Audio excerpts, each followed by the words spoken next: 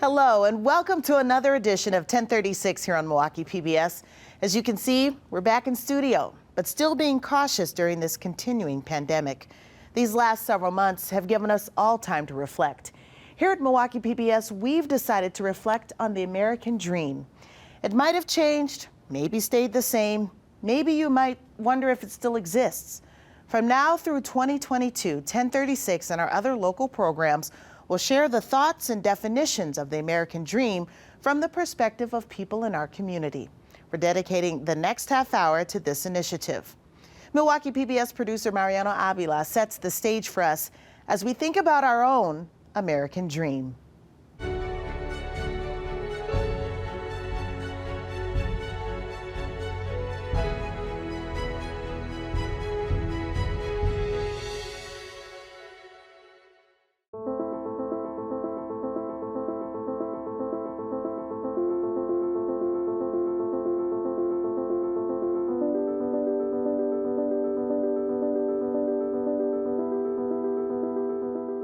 The American dream is one of the core themes in our collective narrative, but it doesn't always mean the same thing to everyone. Do you know what the American dream is? No. Have you ever heard of the American dream? No. I think to be able to live the life that you've wanted to live and reach your potential. That's why a lot of us came here. Mm-hmm. I'm German. I came to school here and I became a doctor, and so I'm very appreciative to all the chances the United States has given me. Can you tell us what you think the American dream is? The importance of everybody having the same possibilities in life, to be who they need to be who they want to be. Would you like to know what the American dream is? Yes. Sure.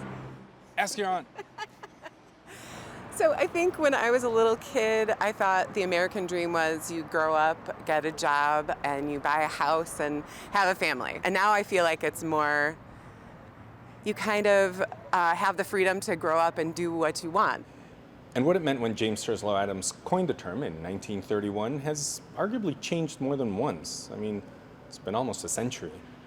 But before we go into how it's different or how it changed, let's start with how it came to be.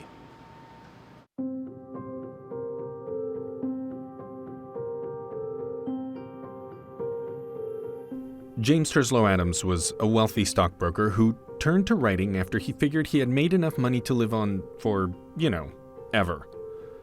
Born into wealth, he increased his standing as an adult, so his experience was not the American middle class experience. This posed a challenge when he coined the term the American dream in his book, The Epic of America, published 2 years after the Great Depression. Hardworking people were lining up outside of soup kitchens and unemployment lines, much like in the 2009 recession or the pandemic of 2020. But the book hit a nerve and became a bestseller. He had taken an American ideal, a vision, and given it a name. But what did the American dream mean to him? That dream of a land in which life should be better and richer and fuller for every man and every woman, with opportunity for each according to their ability or achievement. It is not a dream of motor cars and high wages merely, but a dream of a social order in which each man and each woman shall be able to attain to the fullest stature of which they are innately capable, and be recognized by others for what they are, regardless of the fortuitous circumstances of birth or position. Today we may think, of course, that's how it should be. America, a land of equal opportunity regardless of who you were when you were born. But Adams traced a clear line between the American dream and the Declaration of Independence, knowing how big a deal it was in 1776. The Founding Fathers decided to dissolve the political bonds that connected them to Europe and the social structures they'd inherited. And in so doing, declared their independence, writing this. That we are all created equal, that we are all endowed by our Creator with certain inalienable rights, that among these rights are life, liberty, and the pursuit of happiness.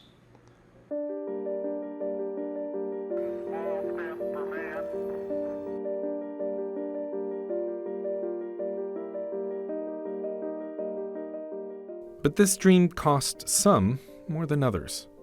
Not just servicemen and women. For starters, like the Founding Fathers and every immigrant who came after them, we're all standing on native land. Native people were 100% of the population when Europeans arrived, but today make up less than 1%. And then there's also the people kidnapped from Africa and forced to build this nation. What rights did they have? Women were not allowed to vote until 1919, and being gay did not become legal nationally until 2003. So how is it that this idea of an American dream, of a common right to life and freedom and the pursuit of happiness, endure? What shines beneath the tarnish of America's past and present wrongs? How is it that the allure and luster still draw people to American shores from all over the world? And more importantly, what does this dream mean to everyday people now? These are the big questions that, from time to time, we as a society have to stop and ask ourselves. I love the American dream because I'm originally from Trinidad and Tobago. So I actually moved here to be a part of the American dream and to take part in the success of America. You know what? The American dream, just in my personal opinion, is a facade. It was coined over about 100 some odd years ago. During that time, people like myself and a vast majority of people were not included in that American dream. We could not have access to realty, property. Our businesses were being burnt down, or we couldn't get our foot in the door to certain businesses. So whose dream is it really? My American dream is to be as financially stable as possible so that I don't have to worry about anything. And I could buy land. That would be great. And build a tiny home. People want to box the American dream into one definition, and it's not that. Everybody's journey experiences are different, so it looks different. So I don't think we can put it all into one box and say this is the American dream. At Milwaukee PBS, we want to invite you to answer this question with us. What does the American dream mean to you today? Leave us your answer or your story about the American dream at milwaukeepbs.org/American Dreams. We will post good submissions and work with you to tell the best ones. And just to start us off on the same foot, we're going to ask our own team. So let's get to it.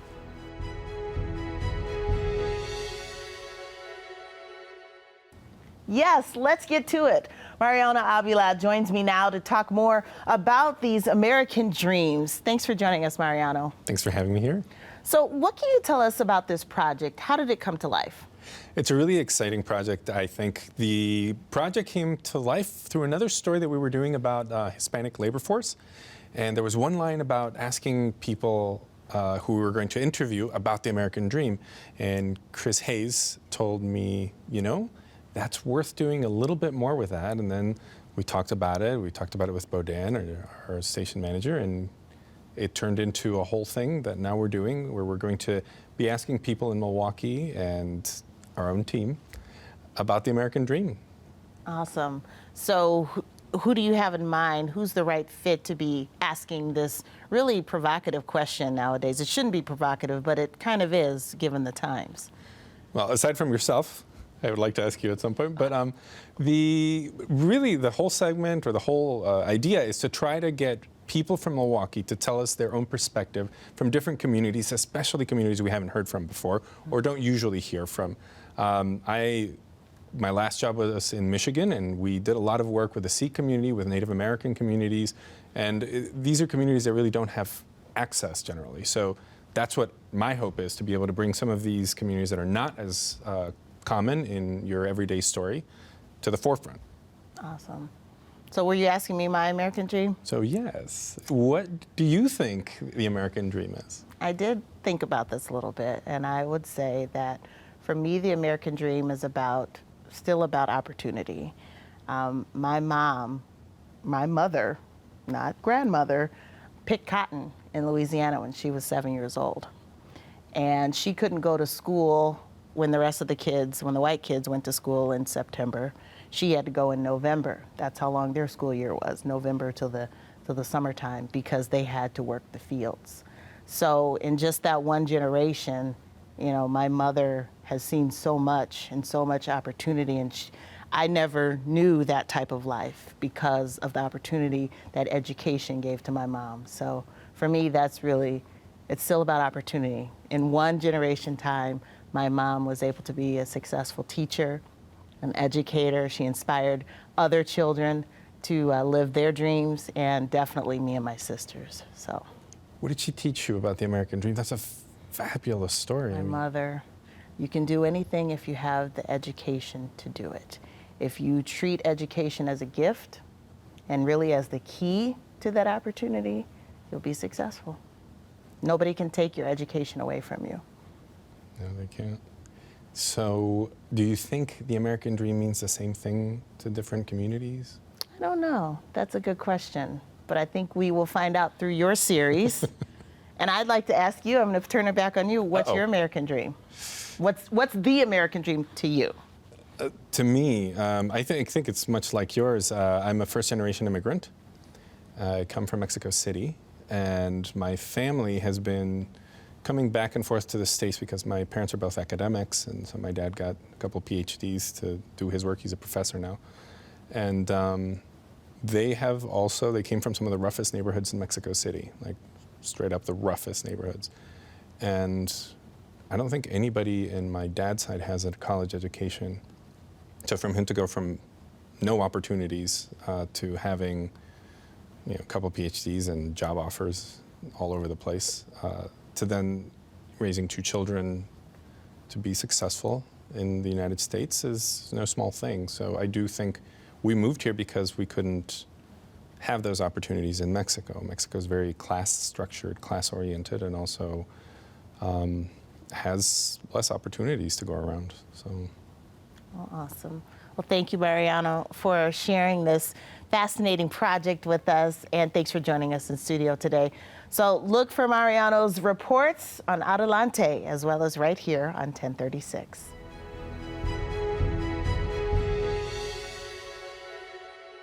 This month marks the 20th anniversary of a day terrorists shattered the American dreams of 2,605 U.S. citizens who died from this attack. All the lives lost that day are ones we continue to honor in some way. One of our Milwaukee PBS colleagues, Chief Content Officer Chris Hayes, witnessed firsthand the terrorism in New York City that day. He shares his very personal reflections in a diary story he tells from his home and explains how that day has impacted his own American dream. 9/11, it's just one of those moments, one of those times that you'd give anything to not have as part of you, as part of your memory.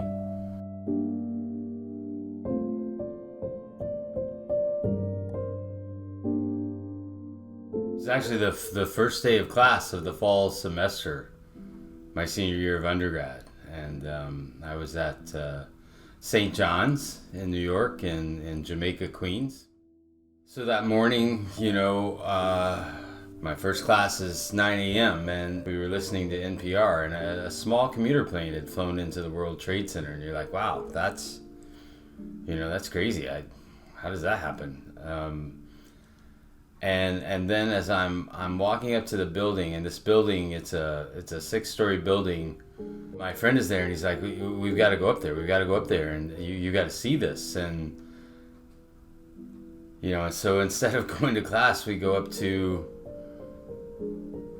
the top of the building and understand that kind of where we are in Queens, we're looking down at the city, at the island of Manhattan. We're at eye level with the Twin Towers. We're just kind of a perfect view, and as we're up there, we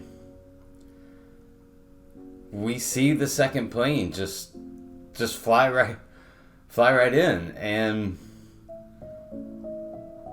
you know, there are no words. They're just to go from seeing the second plane fly in and hit, and then really understanding the situation, the people, like these little things that we're seeing, these little things that are falling are people, and then as we're still up there, the first tower falls, and it's just not words. There's not any way to really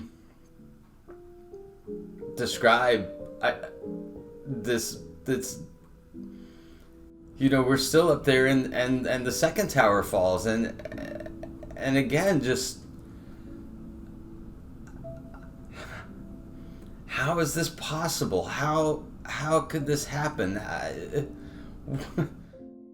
You know, I've told people, you know, people knew I lived there, and you know, I've told people that I saw this. I've never really told anyone, never really explored it, you know, what this day, what this moment, how it impacted me, and how it, you know, it changed me.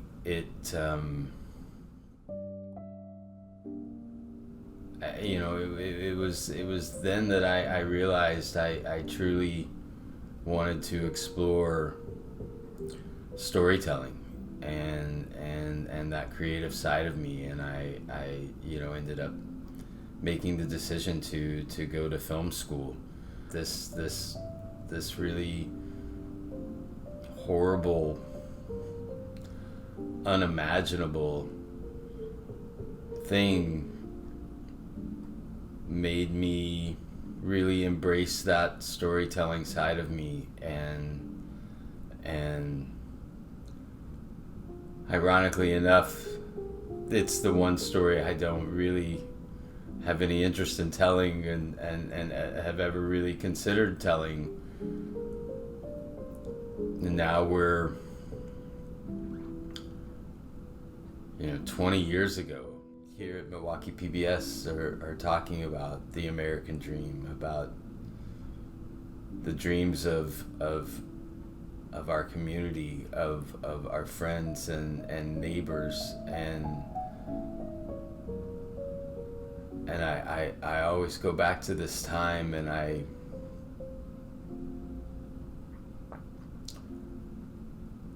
think what it meant to my dream. I can't say that it was the worst day of my life. I can't say that it was the most awful thing that's ever happened to me, because again, here I am. I can say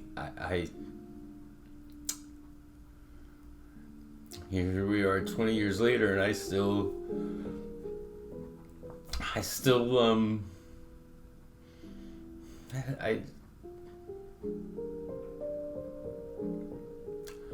I don't want to have this memory. I don't want to know that this happened. I don't want to think about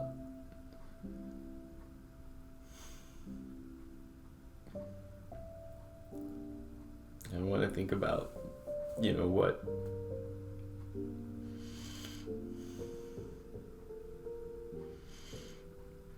those towers coming down meant for families, for people, for hopes, for dreams, for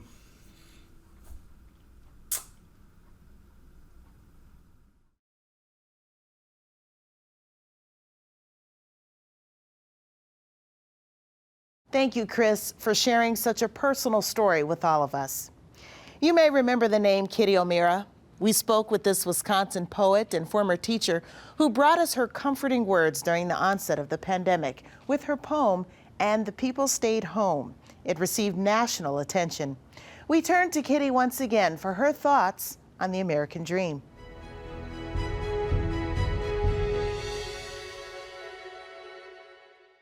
in its best version, it means that people in this country, and possibly more importantly, people immigrating to this country, have equal opportunities to pursue their dreams, their personal dreams within our American culture. That's the best I can kind of come up with. I think in my lifetime, it's been somewhat perverted into a acquisitive kind of the pursuit of wealth only. People must not only do better than their parents, but they must do better than everyone around them.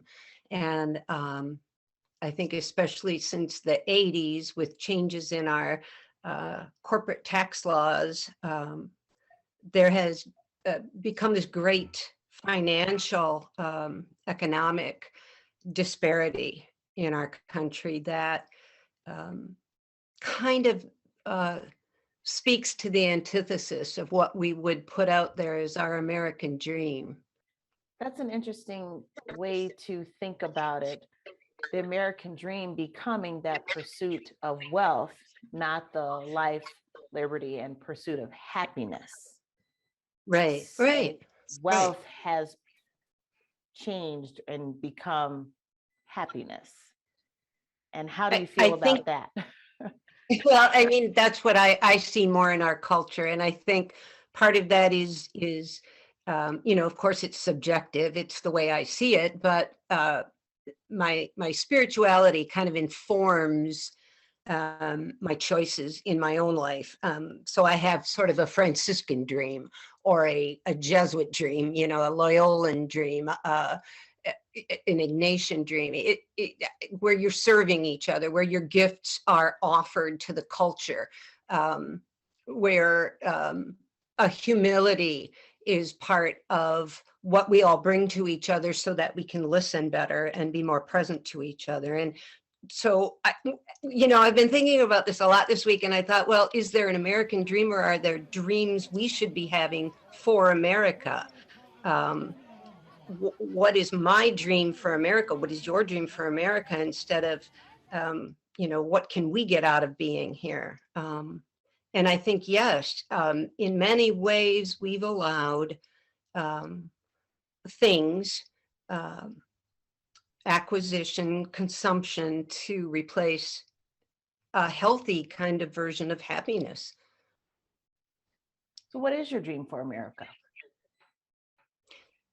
Sort of, as I said, that we would be more of a communal, supportive, relational people in our country, rather than so extremely divisive with these labels that we kind of throw around and lasso people in with, rather than allowing them to show us who they are as gifted members of our communities that, wave out into larger and larger communities until you reach these imaginary borders of what we call America.